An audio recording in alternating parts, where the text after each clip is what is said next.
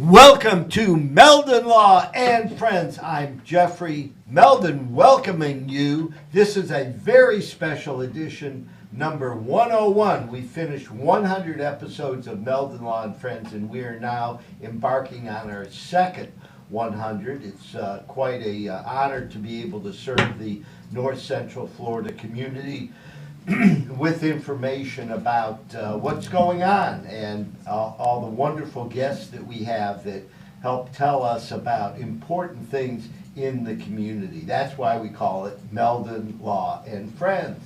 Meldon Law is a accident and injury law firm with offices in Gainesville, Ocala, Lake City, and Fort Lauderdale, serving the entire state of Florida. If you have any serious accident or injury, please give us a call.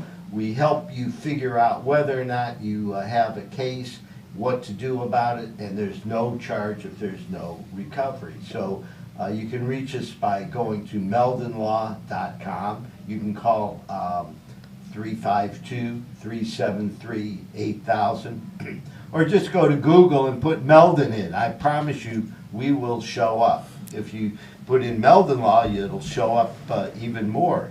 However, we're here to help, and we pride ourselves on being a law firm that gives back to the community, both in Ocala and Gainesville and Lake City. We try to do a lot of events and make sure that we are supporting the folks that support us.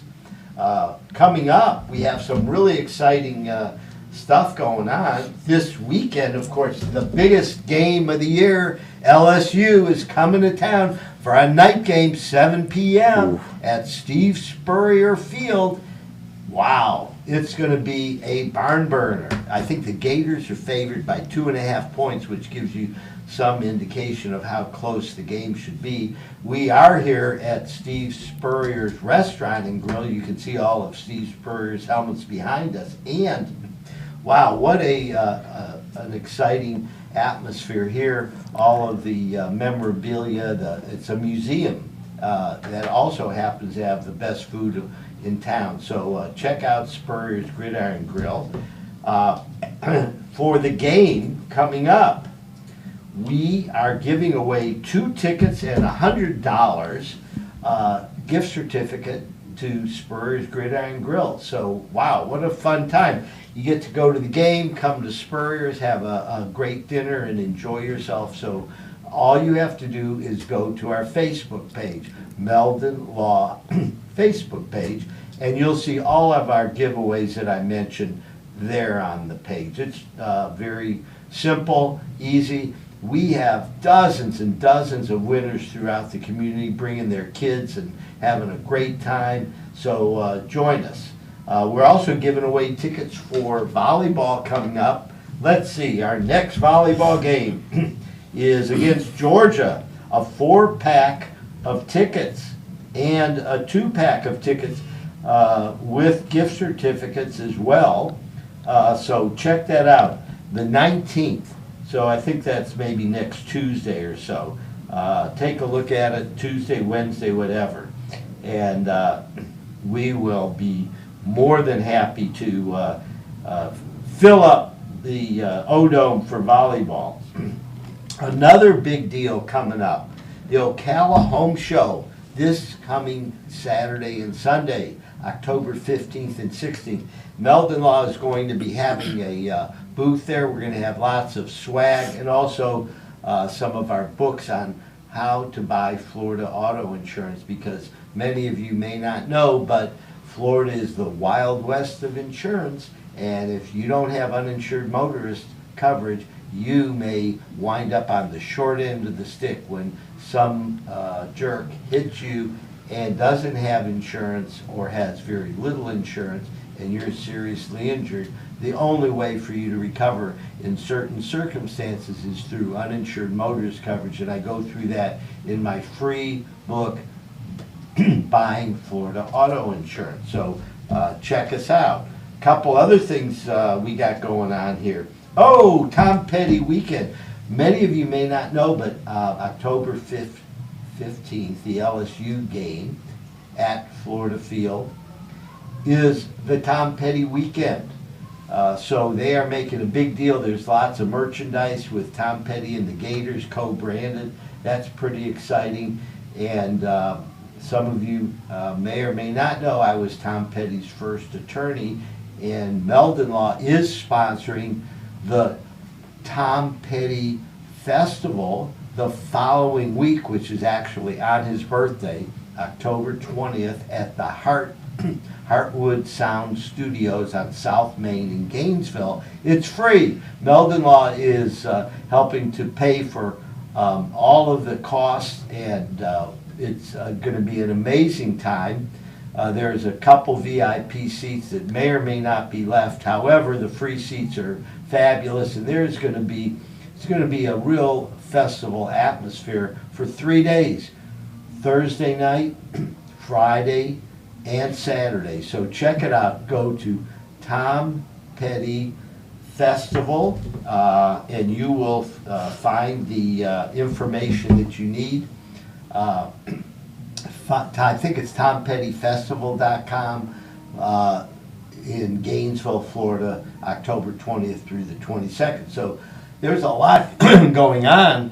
That same day, my wife Patricia and I are co-chairing the Alzheimer's Walk out in the Trinity Methodist Church on Northwest 53rd. So join us at 9 in the morning for a walk for a very important cause. Alzheimer's and dementia are something that we're passionate about, and we want to help. There's actually a bunch of cures that are underway, and I think one I read 2 weeks ago, they're really making some breakthrough discoveries in Alzheimer's, and we need to support a worthy cause because it affects almost every family. So that's what's going on in the world of Meldon Law. Today we have some great guests. I want to welcome our first guest, Santiago Gomez, DJ Santiago Gomez. Yes, sir. How are you doing today, Santiago? Beautiful. Can't complain. The weather's just phenomenal. Yeah, isn't it great? We're getting a little bit past that 95-degree weather. Yeah, love it. So why don't you tell us a little bit about yourself and introduce your better half? Yes, sir. My name is Santiago Gomez, and this is my wife, Felicia Gomez. And we're a family-owned business, Small Time LLC, and we service Central Florida and the whole state of Florida with our DJ services and our photo booth services. Now, I've read a little bit of your bio, and I know it started at home. Can you tell us about your background and growing up? Yeah. I'm from Panama overseas. My dad did a little bit of merchant marine. So when he actually came, he actually stopped at Miami, and that's where he stayed. He actually was, he heard all types of music. So when I came over, our family was, always filled with music, cooking, especially on the weekends. So, I started just messing around with turntables, and you start becoming the DJ for your dad's friends and his parties. Oh, so you started when you were a kid. Yeah. And then so they call, hey, DJ Santiago. Yeah, put this on. Put it on. Whatever. Whatever was the popular music of the day, right? Yes, anything from R&B to classic 70s, salsa, all of it. Motown, you name it, the whole shebang. Oh, so it wasn't just Spanish-based music. Oh no, it's a pot of stuff, like they say. Oh, so how old were you when you moved to the United States? I was about 7 or 8. Okay, and how did you make your way up to North Central Florida? My dad, they came to Miami first. They stayed there for a little bit, and then he moved up here. They liked the area. It's just a little bit better than Miami. Where did they settle? Summerfield. Oh, yeah, okay. Summerfield. Marion County. Yes, sir. Oh. Well, So, yep, I graduated from Lake Roy High School. So that was a long time ago. Yeah, a long time ago. I mean, the Hispanic population is like really grown in Marion I don't even know what to say. Quadruple, just keeps on coming. a lot of people just love it here. So yeah, why is that? I mean, the horse industry must contribute. The horses, a lot, right? and I think Florida just being that familiar weather type for people, that come from Central America or the islands. I think Florida has a good weather for that. Well, certainly Florida does, although most Latinos went to South Florida. Yeah. Okay. The Cuban invasion. Yes. In the early '60s, and then I think a lot of other Hispanic folks moved in after that. It seems like the Puerto Rican population, a lot of them moved to Orlando area. Mm-hmm. So is the Puerto Rican population starting to move up into Marion County now?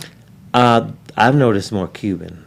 That's what I've noticed more. Well, as you know, my wife is Cuban, so we always have a fondness for, well, not only Cubans, but, anybody that can cook good and likes good music. That's what we like, right? Pretty good formula. Yeah, pretty good formula. Yeah. Yeah. Well, it's interesting. You talk about your dad's, at home, on the weekends, cooking and, music.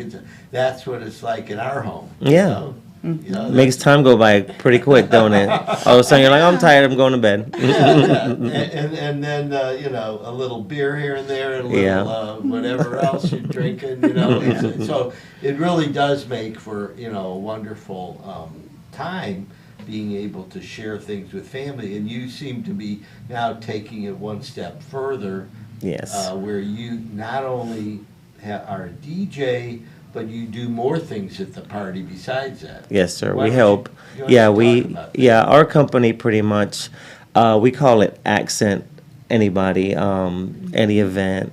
We actually have planned events ourselves from scratch. We actually have a huge event coming up on the 30th of October that you guys are hopefully going to be part of, and I can't wait for you guys to be there. It's a trick-or-treat event that we are hosting for the whole community of Ocala. Wow. Tell us about it. How many folks are going to be there? I mean, are there other vendors? Yes, sir. Yeah, it's free for everybody. So what we did was we just, got a hold of all of our friends that we actually have done business with first, and we'll say, hey, I'm coming up with this trick-or-treating event. You want to be part of it? And they're like, sure. That that's how quick it is. It's free, once but you got to bring the candy. Yeah, you bring the candy for all the kids. Right. Yeah, so we have probably going on 50 booths, so 50 businesses. Oh, wow. Yeah, all coming together for the community of Ocala. Because, it's been a little down with, with the COVID and everything, so this is, right, yeah. Particularly for Halloween Yes. and stuff like that, it's been weird. So now maybe we're opening up a little and people are going to be ready to bring the kids down and have them dress up and Yes. have a good time, and they have a good, safe place to go. Yes. Absolutely. Well, I think you can count on Meldon Law, being there. That's right up our alley. We love kids. We love parties. We love Halloween. It's a great fit, and I want to thank you for putting that together for Marion County and Ocala and whoever else wants to show up. Oh, right? yes, sir. It's come on in, man. Come on down. Come on over. We got food trucks. We have all kinds of stuff. We have a little secret. We're trying to get some wrestlers in. Get some wrestlers in there. So that's Okay. a little secret. Well, we're going to pick this up in the second part of this show here when we get back and talk with DJ Santiago Gomez, and Yes. we're going to figure out what is coming up next on Meldon Law and Friends. We're going to be back in 60 seconds. Oh my gosh, I can't even believe this. Look what you have done to my truck. Excuse me, it's your fault, it's not my fault. Yes, it is your No, fault. it's not, no, I it's am not. calling Jeffrey Meldon from Meldon Law. So I'm gonna call Jeffrey, my husband. Meldon Law, this is Jeffrey speaking. This crazy lady here, this crazy lady here might... New client? Yes, but this one might be a little tricky. Well, I was in a truck accident. Because of the accident, I've resulted in 3 back surgeries. We saw advertisements on TV, and guess who popped up more often than not? It was Jeffrey. The communication that he provided was so appreciative He shows his compassion as a human. He assisted us in achieving one of our dreams, the acquisition of a home, and we're here today with smiles on our face with the assistance from Jeffrey. Welcome back to Meldon Law and Friends. I'm Jeffrey Meldon, and we are very excited. We got DJ Santiago. Hello. And, his wife Felicia Felicia. Is that Either way. Either way. I'll answer either way. Anyhow, so Felicia, why don't you tell us a little bit about some of the things that you do as far as the family business? Well, I'm kind of behind the scenes. I take care of most of the paperwork, emails, and phone calls. I also handle a lot of the editing and photo booth business. So that part of the business I kind of take care of. When we go to an event, my husband and I tag team up, and he will do the musical entertainment, and I'll take care of the fun photo booth for everyone. Okay, we haven't talked about the fun photo booth yet, so let's get into that. Okay. Talk about it. Well, we can theme the photo booth to match any party or event. And by any event, I mean any event, from a birthday to a corporate event, a holiday party, So pretty like much a kid's anything. birthday, Absolutely, Yeah. absolutely. So any of the children's birthday themes, we can match it. We recently did one. It was a theme that was a Minion theme. We themed it out for them, and it turned out wonderful. So, he can play the music, whether it's for a small child or even a 90-year-old child. we can have a birthday. We can definitely come and rock out a party for somebody. What kind of music do the 9-year-olds like these days? We cover everything. And you'd be surprised that some of the kids will get down with all the older music. It's just about how the music makes you feel.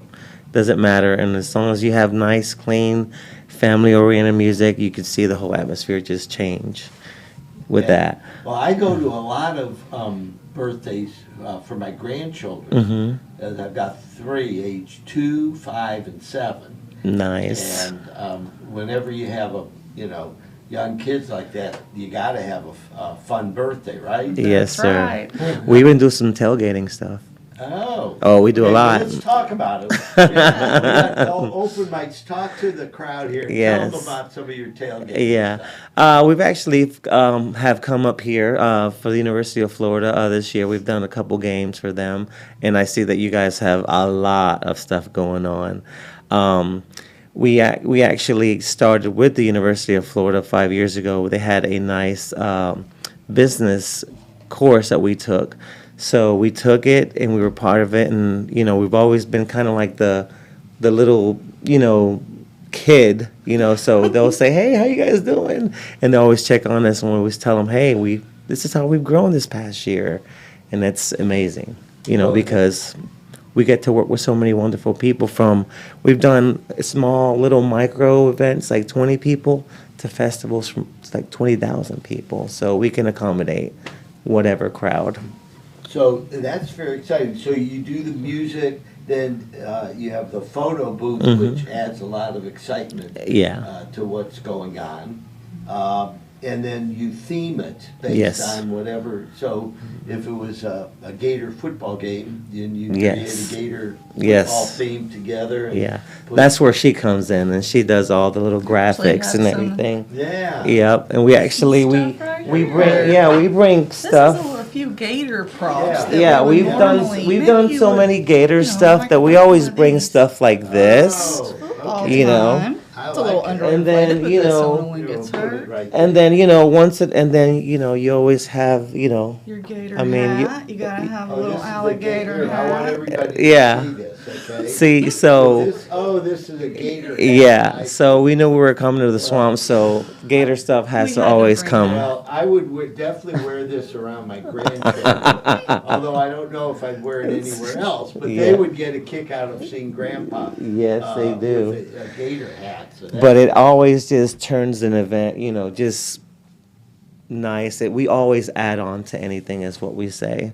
A twist, you remember it, and you get the photos right then and there digitally. It goes to your phone, to wherever you want it. Oh, so you can get the photos digitally. Oh, so it's not the old printout. We have that too. Oh, if you want that. So Yeah. I remember as a kid going to, the carnival. The strips. Or the amusement park. Yes. Right? And the amusement park always had the photo booths. Yes. And I actually still have some of those. Those are cool. Those I are just, too. yeah. From old like Daytona, Yeah. little girl with my sister. Oh, yeah, down at the, where the amusement section was, by the pier. Yes, Yeah. with the rides and the haunted houses, and it's been gone for years. Well, But yeah. My family was, that I married into was originally from Daytona, so I used to go over there all the time in the 70s and 80s. Yes. And that, so I love You going remember to the that, photo then. booth. Yeah. Yeah, the skee ball and the Yeah. rides and all that stuff. The So, spider. well, the idea is we want to have a good time, Yes. right? And that's what you guys specialize in. Yes. That's why we named it Smile Time, because when we come in, what time is it? It's Smile Time. So let's tell everybody how they can reach you if they want you to help them put together a fabulous party. Well, we are all social media platforms, Facebook, TikTok, Snapchat. We have a website also, www.smiletimellc.com. And you can get a hold of us. We're on Google. You can check us out anytime. You can see our reviews. And we're just here to serve the community. We're here to just add to anything that they want to do, whether it's a kids festival, a kids, first party, baby shower, or to a corporate, employee appreciation day. It doesn't matter. So the best way to contact you is go to your website, smiletimellc.com. Yes, sir. There's a form they can even fill out if they're interested in getting pricing for an event. They can fill the form out, and it'll come straight to us with their name, and they can just answer a couple little questions, and we can get them a quote right away. I like it. I like Yeah. it. So if somebody just Googles Smile Time Ocala, you'll come yes. up. Yeah, Yes. they can actually look up photo booth, and we'll probably be the first one. That's yeah. Okay. So Yeah. what if they want the DJ services? Same thing. Smile Time. So Yeah. DJ Santiago and Smile Time are one and the same, Yes, sir. right? Okay. They have the whole shebang. If Yes. you want a party, and you'll probably put as much of the party together as they want. Oh yeah. Oh, yeah. Yeah, we know so many vendors too. So if they need food trucks, if they need musicians, we are connected with the whole event community really tight. Now, tell us what's going on with all the food trucks. It seems like, they've been around for a long time, but it's in the last 5 years, it seems like food trucks. are Yes. just It's Exploding. you just have events just with food trucks now. Yeah, even That's weddings. it. where Even they'll pull weddings. a food truck up. No catering. Yeah, just Okay, they you put the bring food truck trucks up. and they serve it from this food truck. I like it. It's- I like it. I mean, right? Well, it sure does beat cleaning up the kitchen. Yes. Exactly. Yes. And these parks that open, they're for just food trucks now, are becoming more prominent than ever. So there's places people can go and have 5-10 choices right there. Yes. So that's becoming really popular because you can have a lot of choices in a small area. Yeah, well, Gainesville and Ocala are very closely located, so a lot of people go back and forth between the communities. Yes. And people, live in Gainesville, work in Ocala, or vice versa, and then, of course, the Gators rule in Ocala, right? Yes. We Absolutely, do. yes. Yes, they do. Yeah. Yeah, that's why the Gators. Yes, if they you do. go down and you see the Meldon Law Office on 1326 South Pine Avenue. Yes. You will see our big jumbotron on top of the office with the Florida Gators logo next to the Meldon Law Gator logo, because we are the only official injury law firm partner of the Florida Gators, and Nice. we want to make sure that our friends in Ocala know that we support the Gators, and we're good friends, and it's like you've lived there long enough. Mm-hmm. So, there's a few Seminoles running around, but No, we're Gators. Yeah. Come on, Gator all the way. okay. See, Santiago's lived here long enough, so he knows, that this is Gator country. Yes. Right? And it's fun. Well, what you talk about as far as helping people put together parties, whether it's a tailgate, whether it's some kind of a birthday party, if it's just a Fundraiser. Yeah, non-profit events, it doesn't matter. And it's amazing how many events are going on at one time.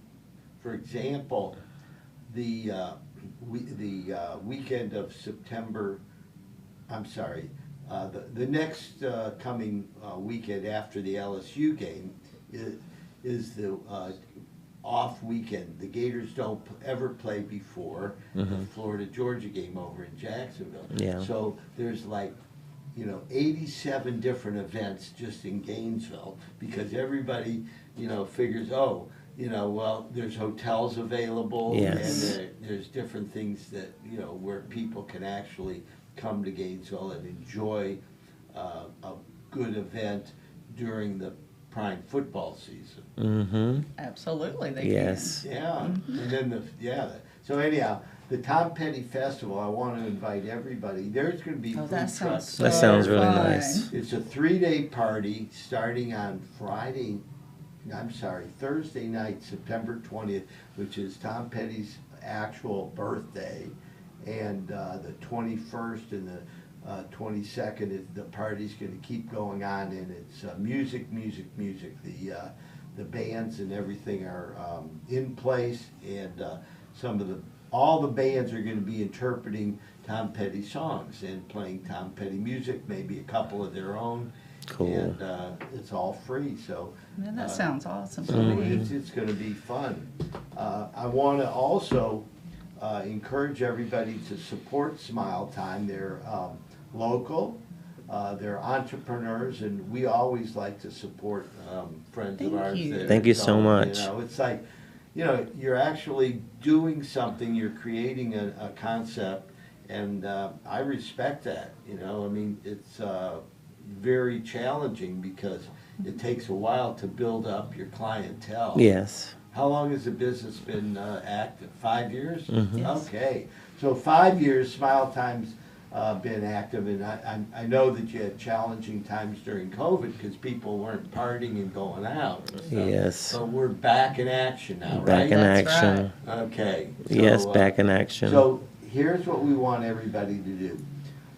Think of your next party, no matter what it is, and then think of Smile Time in Ocala, and they will be able to fit whatever your needs are. Summerfield, but Marion County, Ocala, Smile. Yes. We want the people to be able to find out how to contact you. Mm-hmm. So my suggestion is if you put in Smile Time, Marion County, Ocala, Summerfield, It's going to come up. It's gonna come up. okay? Yes. And that's the most important thing. Yes. Because you do a great job, and what we try to do on Meldon Law and Friends is bring on folks that are influencers within the community. We so appreciate it. So much. We really do. We Yeah. really appreciate everything that you guys are doing in the community. We see that. We really see that. That's Wow. a big reason why we're here today. Yeah. Well, thank you very much for being our guest. We're going to take a 3-minute break, and then we're going to be back on Meldon Law and Friends. Thank you. Oh my gosh, I can't even believe this.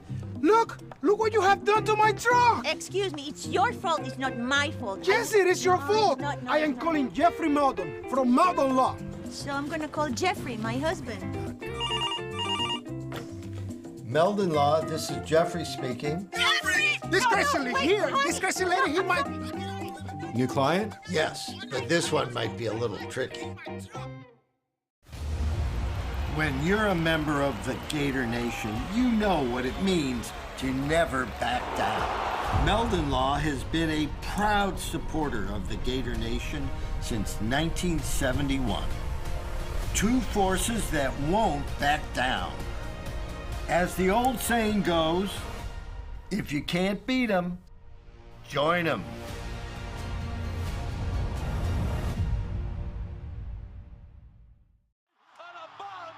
We still hear it. The sound of victory. The joy of being part of something great. And while things may not be the same right now, we haven't gone anywhere. If you bleed orange and blue, then Meldon Law is the firm for you. We are here at the University of Florida, where Albert and Alberta are competing in the Gator penalty shootout. Albert is ready to stop the shot at all costs. What a disaster! Luckily, Meldon Law is the only official law firm partner of the Florida Gators. If you have suffered any injury, do not worry, because Meldon Law is going to help you with your recovery. Meldon Law doesn't back down until they reach their goal. Alberta, I understand you were witnesses to a crash. Can you tell us about the accident?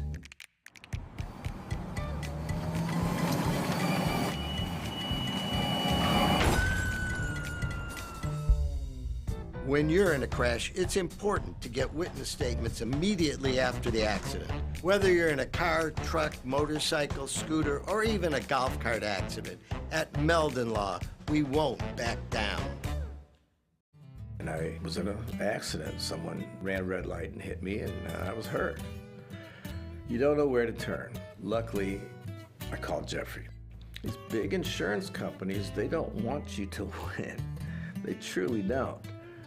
But Jeffrey and his firm and the people that work here, they just really fight for you. You call the law offices of Jeffrey Meldon, because you're gonna need help, and they will help you.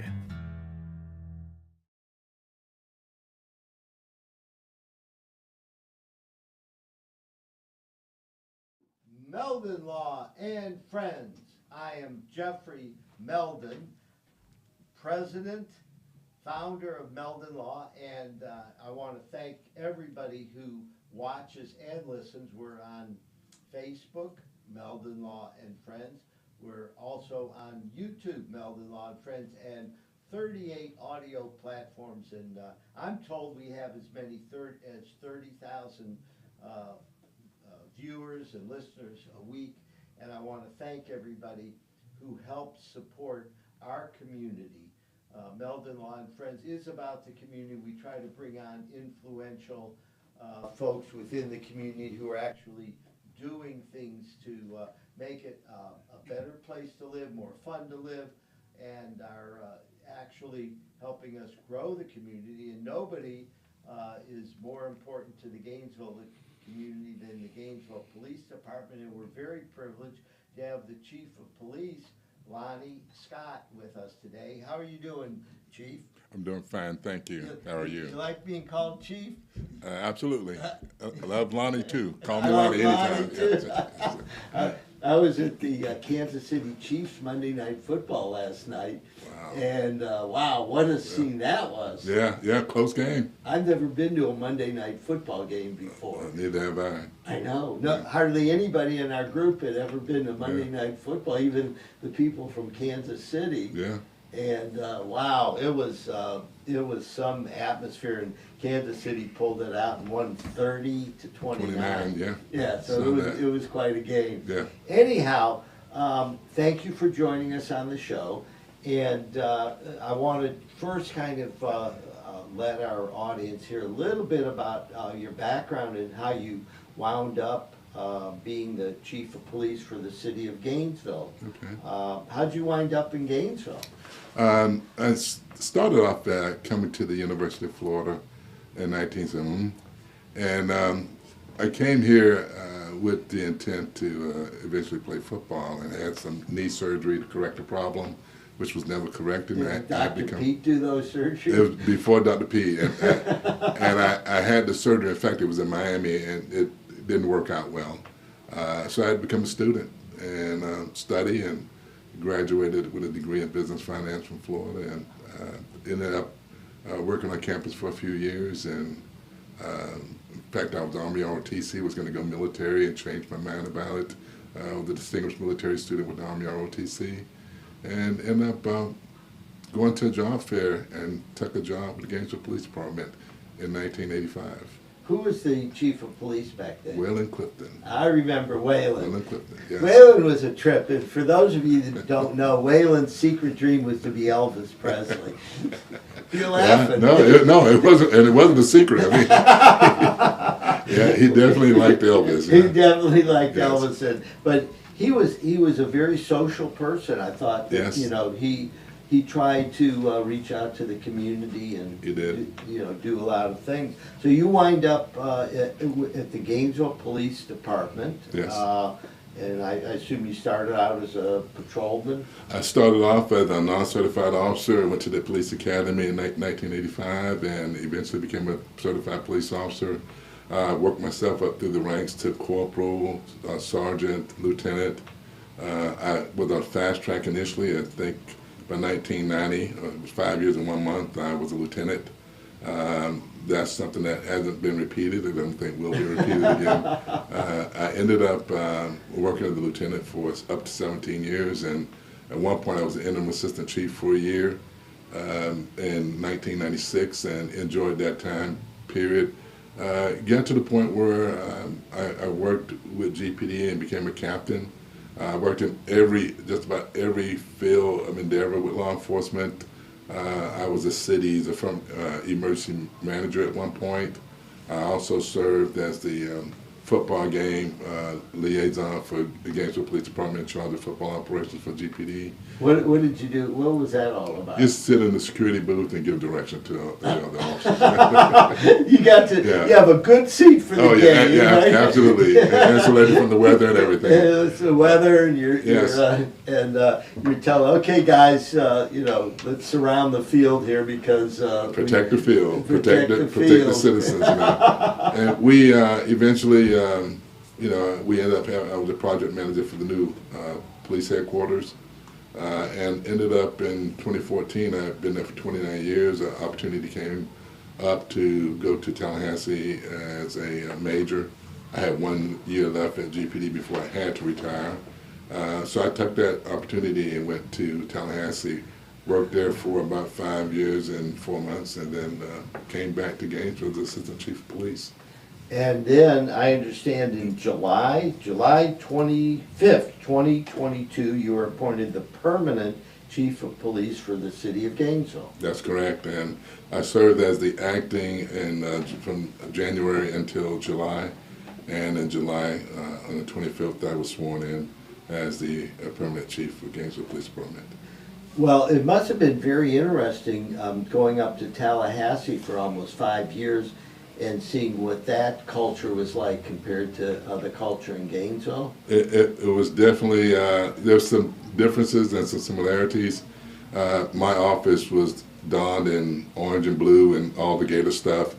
So when Florida had victories, I was able to walk through the halls proudly. When we were not successful in the field, then I had to get quiet. But I always wore my Gator apparel and took pride in the fact that I was an alumni from the University of Florida. The folks there embraced the competition. It was really, and the similarities between Tallahassee and Gainesville was that they were very friendly. One of the things I noted coming from Liberty City in Miami is that the folks here are very friendly, and they speak to you in the morning, they speak to you in the afternoons as you pass by. And the same thing occurred in Tallahassee. People spoke to me and said hello. And in Miami, growing up in Liberty City, that's not the way you communicate. That'll get you mugged and or hurt in Miami if you do that. It was something that I picked up on, and I appreciated the fact that Tallahassee had similar welcoming Southern traditions. Now, what are some of the challenges that both Gainesville and Tallahassee have as far as, I don't know what we want to call it, crime, violence, whatever we want to call it. In other words, things that are disrupting a peaceful community. It seems to be a lack of appreciation for life, and the proliferation of illegal guns on the streets is out of control. And it's not just here in Gainesville, it's national. You see people are not securing their weapons. They're leaving their cars unlocked and leaving guns in their cars, and young folks are going through the communities trying to door locks, and if they open the door and look for a gun, and they're finding them. The number of guns that we seize we're seizing more than one gun a day. We're up to 300 plus guns so far this year. Wow. And so we're seizing more than one a day. And these are illegal guns typically, and that says a whole lot about how often they're out there. We're having shooting incidents occur on a weekly basis. We're probably averaging maybe one to two, between 1 and 2 a week. We have 7 homicides here. And again, for Gainesville, that's an unusual number. In places like Miami, New York, some of the other places, that's probably a 1 week of homicides. But Gainesville's not used to that. And the biggest challenge we have right now is waking up our parents, waking up our community. The perception that this is a police problem is not the right perception. This is the community problem. I mean, the teachers, the attorneys, the pastors, all of these folks and parents need to be vested in trying to protect our most precious resource, which is our children. Yeah, I know that, I grew up, I came here in 1970, and Gainesville was a much different place, okay, back then. And I lived east of Waldo Road, and I got to know a lot of my neighbors. It was much different then. I mean, I don't recall shooting. There must have been shooting incidents, but I don't recall any. Not at this level. Yeah. Okay. Yeah. We go over to Paul's Package behind Paul's Package and hang out there. And that was our neighborhood. And so when people talk about, shootings in dangerous areas of Gainesville, I lived in what, some people consider dangerous neighborhoods, but we never felt fearful about, walking around and going out at night and hanging out. Yeah, I think folks were a little more religious. They were a little more respectful of life. Conflicts weren't always resolved with firearms. Sometimes there was the good old fist fight. You don't have, if that happens today, the fist fight is followed by a gunfight. And unfortunately, people are driving through neighborhoods and they're killing. I mean, the folks that are dying are people typically less than 24 years of age. And their perpetrators are typically somewhere between 16 and 24 years of age. So you have very immature minds, people that don't have a lot vested in the community yet. And the solutions, I think, are very, very complex. It's something that myself and Meldon Law has tried to deal with, help over the years. And what I want to do is come back after we take a 60-second break and talk about some of the solutions, because the problems I think we can identify. The solutions are something that is going to take us a few minutes to go over. So let's take a break for 60 seconds on Meldon Law and Friends, and then we're going to be back with Chief of Police Lonnie Scott. We'll see you. Alberta, I understand you were witnesses to a crash. Can you tell us about the accident?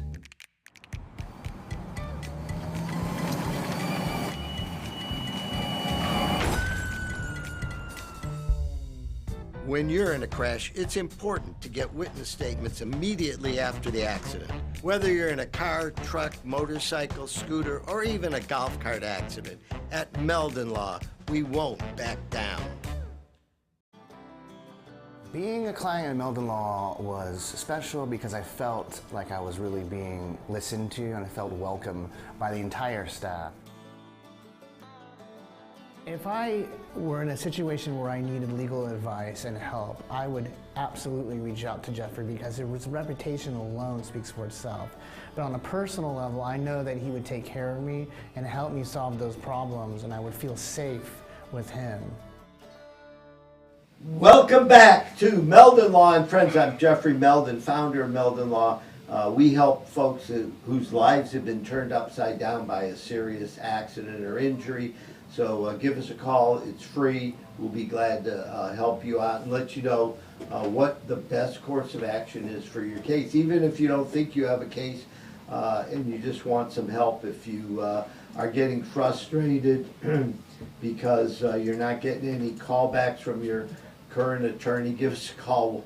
We'll see if we can help maybe straighten that out for you. And we are here to serve. We've been in the Gainesville community as a law firm since 1971, and there is something to be said for being a member of the community because we typically have good relationships with all of the folks that you're going to be dealing with in the event of a serious crash.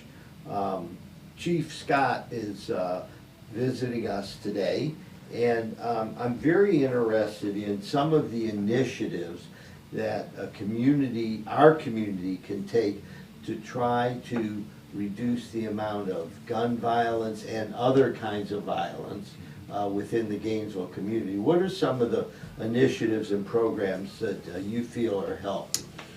We have this initiative that we call the One Community Initiative, and the concept of that is that we have to function as one entity and stop looking at the division points and look at what keeps us quite cohesive. What do we have in common? You know, I think every parent wants to see their child be able to go out and be safe, and so every not just the children but your relatives.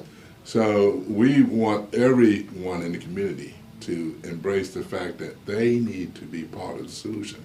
You know, if it's a phone call to the police, if it's talking to some children, trying to get them to act in a safe manner, we want everyone to be involved. We are meeting with pastors. We're going to, I think in about 2 weeks, we have a community meeting that we're putting together. In that meeting, we're inviting pastors, teachers, community activists. We're really inviting everyone to come in and become part of a development of a community action plan. And too often we meet and all the stuff when we leave is words. We want to leave with actions. You know, we want to go out. One of the things that we're talking about doing is sitting down and having dialogues with some of the youth that are having these issues, having conversations with people who are on probation, and trying to encourage them to take a healthier path, providing access to them for mental health counseling, employment, assistance with food, assistance with living, but provide a resource for them. We're in conversations with the county about some of the resources that they have available and want to make sure that our folks can take advantage of that. What we're going to, it's really the carrot and the stick. We're going to offer these assistance, but we also want to say to them, if you continue on this path, then our goal is to remove you from the community to put you where you can't harm anyone else. It's the preservation of life, you know, both the life of the potential victims and really the perpetrators. We're just trying to make a difference in the community. You know, right after law school, I was a juvenile probation officer in Cleveland, Ohio, in the heart of the city.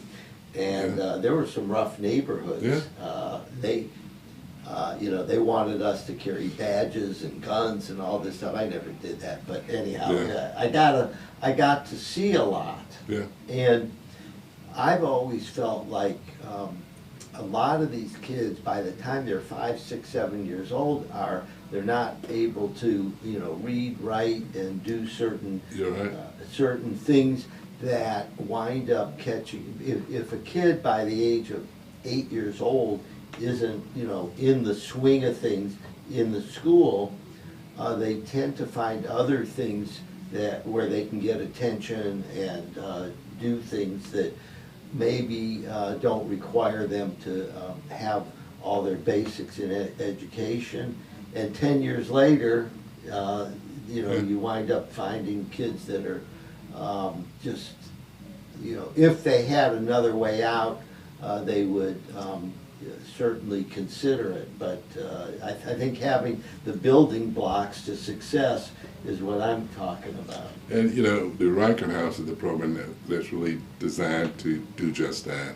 identify folks who have some shortcomings and need some assistance, that are at risk, and provide some assistance to them. Sometimes it's tutoring, sometimes it's just a little guidance, a little coaching, but it's reaching out. I mean, and that's the problem that we have, is that we have some parents who have become parents and never really developed proper parenting skills, and we want to be a resource to them. I mean, police officers shouldn't always be involved just only when it's somebody going to jail. Maybe we show up before someone goes to jail. Well, that's the idea of community policing, which is, having communities in the neighborhoods, getting to know people, Yes. is to me a fascinating solution to a lot of the problems. Because number one, when there's communication between the kids and the police officers, right away there's barriers that Yes. are broken down. And Yes. secondly, there's no better way to know what's really going on in the community than actually being in the community doing, the community policing. And pretty soon you know who the bad actors are and who you might be able to help. Yeah, we have what we call Neighborhood Police Initiative, which is a training program that we use we apply to both officers and civilians alike. We bring our neighbors in, sit them at a table with the police officers, and we go through the history of law enforcement. We go into how do we develop action plans, and what we want to impress upon our neighbors is that they have to be part of the problem identification and problem resolution process. If we identify the problems, we may not be identifying the problems that the neighbors see as being issues. So we teach our officers, listen to the people that we're serving, develop your action plan based around what they're providing, and then have consensus on how you're going to approach the problem. When we do that, we kind of tailor our police services to the neighborhoods. So one neighborhood might want to be policed differently than another neighborhood. We want it that way. We want to be responsive to the neighbors there. So our officers in fact, we're rewarding our officers who have superior community engagement skills and histories. Those are the people who are more prone to be promoted. Oh. And that's what we're looking for, people who can develop. Yeah, we do that at Meldon Law. We call them key performance indicators. Yeah, exactly. Exactly. And it's like, okay, you want to move up the ladder like Chief Scott did when he was a little kid, a younger person, right? In '85. Yeah. 5 years, you became lieutenant, Yes. right? Yes. So you're proud of that to this day. I am very proud. And I think in any, whether it's a business, police force, any nonprofit or whatever, if you show people how you move up and reward them, then I think that's really significant.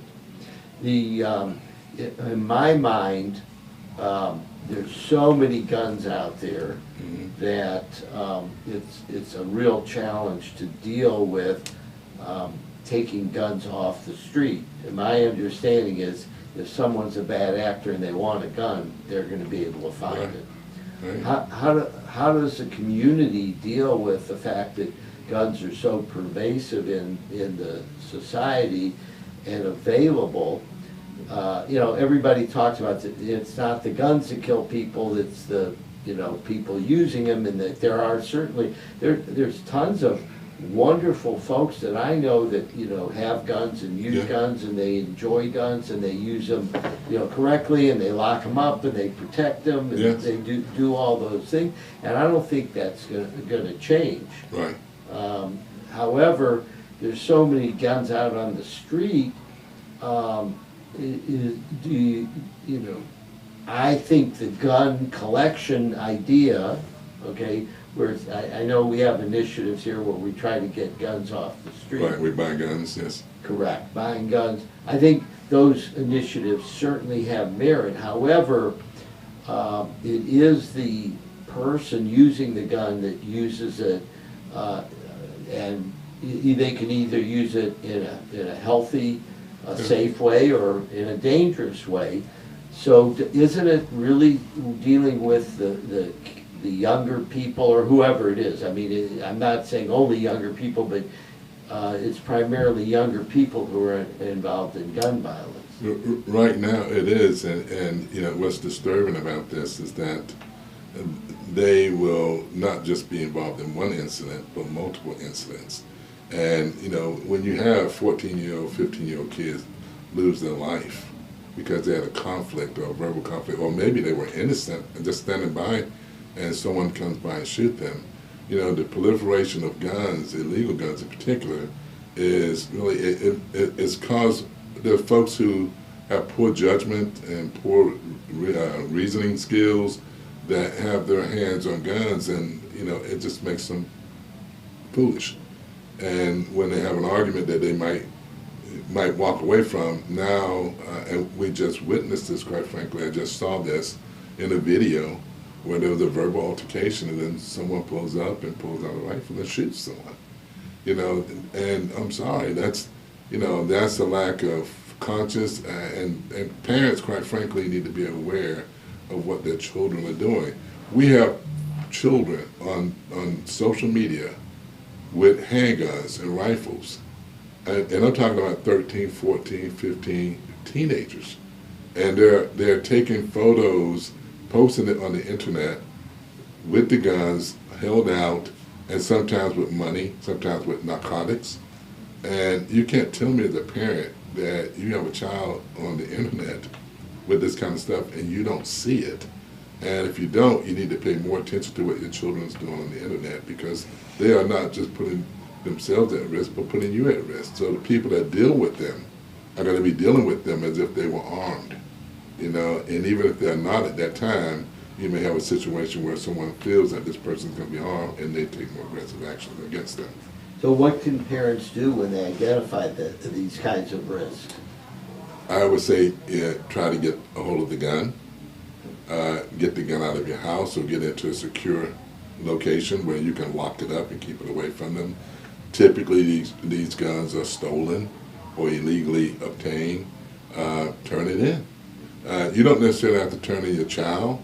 You can call and say, hey, I have a gun I want to turn in. I don't really want to tell you where I got it, how I got it. Here's the gun, and I'm leaving. You know? Well, it makes sense.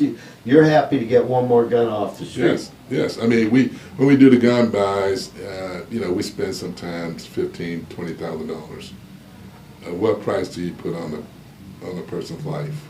Yeah. If we save one person's life because someone didn't have access to a gun, or maybe a person was angry and didn't have access to the gun, if we served one person's life, it was worth it, and especially if it was your relative.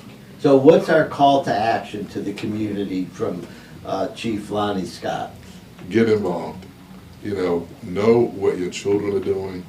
We used to have the commercial that came on TV at 11 o'clock, and it's 11 p.m. Do you know where your children are? It's a shame that we have 15, 14-year-old kids that are downtown in the middle of the morning at 2 and 3 o'clock in the morning in environments where they should not be. Know where your guns are and secure the gun. What's in your home, and know what your children are doing. I mean, the people that are dying are between 16 and 24 typically.